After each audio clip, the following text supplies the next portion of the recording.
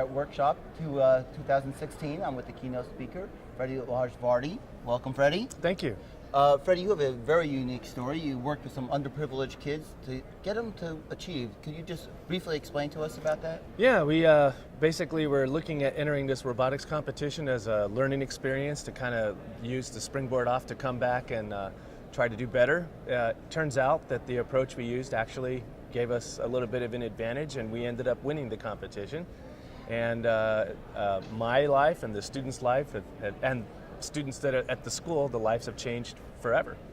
And you had kids competing from high school, underprivileged, as I said before, but they were competing at college level. I think that's amazing. And how did the kids react to competing with college students? Well, we were going there on purpose to lose. We were going there to basically see how the teams beat us and then take notes on what they did better than us, what products did they use, what strategy did they use, and then we were going to look at all that stuff and say, okay, in a year, if we came back, which one of those things could we do to improve? Right. So that was our approach. And I guess the selling point to the kids was it's better to get beat by university kids as opposed to the high school kids, because you can say, hey, you know, they're colleges, they're supposed to beat us. Whereas if it's the high school kids, you'll be like, you know, that's a little harder to explain because they're your peers. So that's how we sold it to the kids. But education-wise, we were looking at going there to learn as much as we can. And we felt like we'd learn more losing to the teams that would beat us worse. So going in to lose. Yeah. What's your message going to be for the school board members and the school administrators that are here from New Jersey? And this is your first time in New Jersey Yes, speaking. it's my first time in New Jersey. And some of my key points I want them to walk away with is that talent can come from any place, even the most unsuspecting places. That's one. Two is embrace the diversity of your population, because when you embrace the full diversity, you make your organization stronger.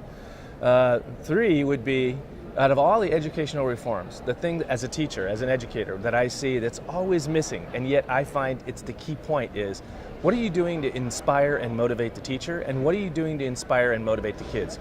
If you take care of that, everything else in education will fix itself.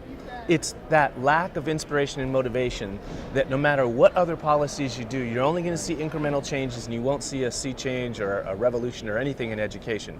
I think it has to come to where there's a lot of desire and drive to want to be in education, and from the student standpoint want to achieve what they want in life and using education to get it. It's hard to see that connection right now in education. It seems like the real world and education are completely separate.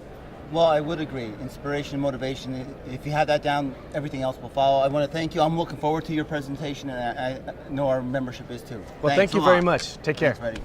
That's our keynote speaker for 2016.